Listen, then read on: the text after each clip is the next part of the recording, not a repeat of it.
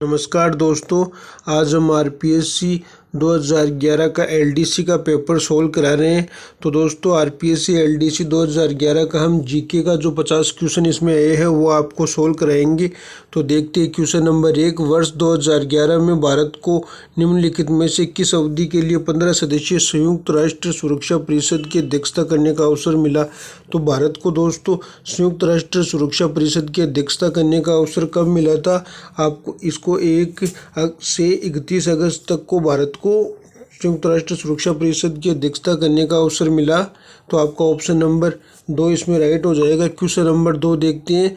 हमारे देश की 12वीं पंचवर्षीय योजना का प्रारंभ हुई।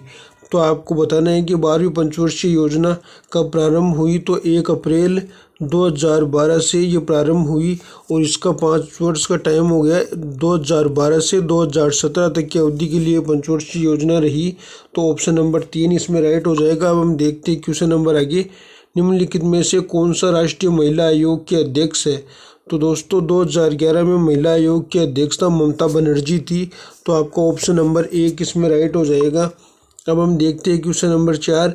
निम्नलिखित में से किस कंपनी को महारत्न का दर्जा हासिल नहीं है? तो दोस्तों पावर फाइनेंस जो कंपनी है इसको महारत्न का दर्जा नहीं दिया गया था। 2019-20 के अंतर्गत इसको महारत्न का दर्जा दिया गया है। तो 2011 में जब ये क्वेश्चन पूछा गया था उस समय इसको महारत्न का दर्जा नहीं प्राप्त था। भारतीय रुपये के लिए प्रतीक चिन्ह की रचना निम्नलिखित में से किसने की? तो रुपये पर प्रतीक चिन्ह की रचना उदय कुमार ने की थी। किसने रुपये पर प्रतीक चिन्ह की रचना? उदय कुमार ने की थी। तो अभी वर्तमान में कितने रुपए तक के नोट जारी किए जा सकते हैं आरबीआई द्वारा? 10,000 रुपये तक के नोट आरबीआई द्वारा जारी किए जा सकते हैं और वर्तमान में 2,000 रुपये तक की ही नोट छापे जाते हैं। अब हम देखते हैं क्वेश्चन नंबर 6। राजस्थान के किस जिले से 3 जून 2011 को राष्ट्रीय सलाहकार परिषद की अध्यक्षता श्रीमती सोनिया गांधी ने राष्ट्रीय ग्रामीण आजीविका मिशन की शुरुआत की? तो किस जिले से की? यह आपके बांसवाड़ा जिले से आदिवासियों का कुंभ कहा जाता है। इस जिले से श्रीमती सोनिया गांधी ने राष्ट्रीय ग्रामीण आजीविका मिशन की शुरुआत की। अब हम देखते हैं क्वेश्चन नंबर 7। 31 मार्च 2011 को जारी भारत की 15वीं जनगणना के अंतिम परिणामों के अनुसार राजस्थान में प्रति 1000 पुरुषों पर महिलाओं की संख्या है। तो आपको भारत की 15वीं जनगणना के अनुसार पूछा गया है। तो दोस्तों 15वीं जनगणना के अनुसार 926 महिलाएं थी। कितनी थी? 26 महिलाएं। 926 महिलाएं इसमें आपका राइट आंसर हो जाएगा। तो क्वेश्चन नंबर 7 का आपका ऑप्शन नंबर 2 राइट हो जाएगा। हम देखते हैं क्वेश्चन नंबर 8। राजस्थान में कितने केंद्रीय विश्वविद्यालय कार्यरत है? तो वर्तमान में राजस्थान में कितने केंद्रीय विश्वविद्यालय कार्यरत है? एक विश्वविद्यालय है जो राजस्थान यूनिवर्सिटी के नाम से जाना जाता है, जयपुर के अंदर है। कहाँ है दोस्तों? जयपुर के अंदर। बात करिए कि इसकी स्थापना कब हुई, तो इसकी स्थापना 1949 के आसपास हुई थी। अब हम देखते हैं क्वेश्चन नंबर 9। हाल ही में भारत सरकार ने राजस्थान के किस शहर को भारतीय प्रबंध संस्थान की शुरुआत की गई? भारत सरकार द्वारा राजस्थान के किस शहर में की गई थी? तो इसका आपका ऑप्शन नंबर 4 उदयपुर में भारतीय प्रबंध संस्थान कहाँ है? उदयपुर में स्थापना की गई थी इसकी। निम्नलिखित में से कौन सा राजस्थान पत्रिका के संबंध प्रसिद्ध पत्रकार एवं लेखक थे? राजस्थान पत्रिका के संबंध प्रसिद्ध पत्रकार और लेखक कौन थे? तो दोस्तों इसका ऑप्शन हो जाएगा गुलाब कोठारी। राजस्थान पत्रिका से संबंधित पत्रकार और लेखक थे। अब हम बात करते हैं हिमालय की तराई क्षेत्र के भू स्वरूप की प्रकृति कैसी है? तो यह आपका इंडिया जीके से पूछा हुआ क्वेश्चन है। हिमालय के तराई क्षेत्र से संबंधित कौन सी है? दलदली भाग। हिमालय के तराई क्षेत्र में दोस्तों सबसे ज़्यादा दलदली भाग पाया जाता है। गंगा ब्रह्मपुत्र के डेल्टाई क्षेत्र के वनों को किस नाम से जाना जाता है? गंगा और ब्रह्मपुत्र नदी का जो डेल्टा होता है उसे किस नदी के किस नाम से जाना जाता है? तो इसे दोस्तों सुंदरवन के नाम से जाना जाता है। सुंदरवन कहाँ पाए जाते हैं? एक तो दक्षिणी भाग के अंदर पाई जाती है सबसे ज़्यादा। एक गंगा ब्रह्मपुत्र का जो डेल्टा है पूर्वी भाग में, वहाँ सबसे ज़्यादा डेल्टाई भाग पाया जाता है। अब हम बात करते हैं गेंडा संरक्षण परियोजना का प्रारंभ किस राज्य से हुआ? तो गेंडा संरक्षण परियोजना का प्रारंभ असम राज्य से हुआ। गेंडा परियोजना का प्रारंभ कौन से राज्य से हुआ? असम राज्य से। तो ऑप्शन नंबर 1 आपका राइट हो जाएगा। राजस्थान में अरावली पर्वत श्रृंखला की विस्तार की क्या दिशा है? तो दोस्तों अरावली पर्वतमाला श्रृंखला की दिशाएं किस तरफ से है? दक्षिण पूर्व से उत्तर पश्चिम की तरफ। राजस्थान में अरावली पर्वतमाला सिरोही जिले से होकर झुंझुनू जिले तक है, राजस्थान में भाग। और बात करें राजस्थान में इसकी लंबाई कितनी है, तो दोस्तों राजस्थान में इसकी लंबाई 550 किलोमीटर है और भारत में 649 किलोमीटर इसकी लंबाई है। जो राजस्थान में 550 है वो 80% भाग अरावली पर्वतमाला का राजस्थान में ही है। अब हम देखते हैं क्वेश्चन नंबर 15। हाड़ौती के पठार में राजस्थान का कौन सा क्षेत्र सम्मिलित किया जाता है? तो हाड़ौती के पठार के अंदर राजस्थान का कौन सा क्षेत्र सम्मिलित किया जाता है? तो दोस्तों हाड़ौती के पठार के अंदर दक्षिण पूर्वी भाग इसमें शामिल किया जाता है। अब हम बात करें हाड़ौती में कौन कौन से जिले आते हैं, तो दोस्तों हाड़ौती के अंदर कोटा, बूंदी, बारा और झालावाड़ ये जिले आते हैं। कोटा, बूंदी, बारा और झालावाड़ ये 4 जिले हाड़ौती क्षेत्र के अंतर्गत आते हैं। और हाड़ौती क्षेत्र की मिट्टी की बात करें तो हाड़ौती क्षेत्र में काली मिट्टी पाई जाती है। अब हम देखते हैं क्वेश्चन नंबर 16।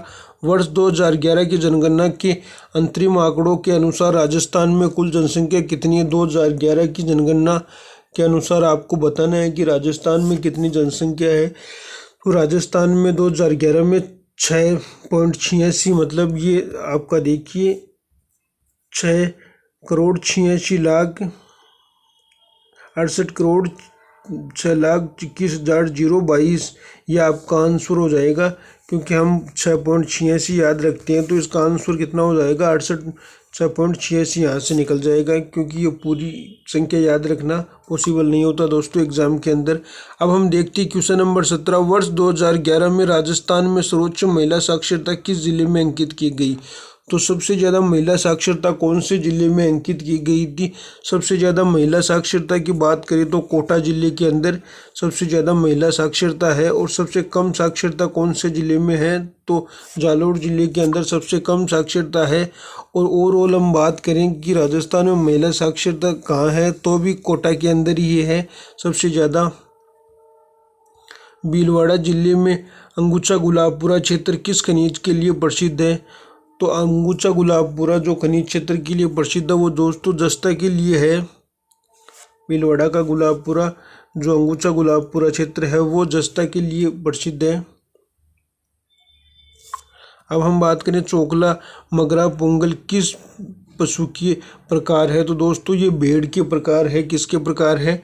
भेड़ के प्रकार है। भेड़ की किस्म है चोकला मगरा पोंगल, ये आपकी भेड़ की नस्ल है। अब हम बात करें ताल छापर कृष्ण मृग अभ्यारण्य किस जिले में है?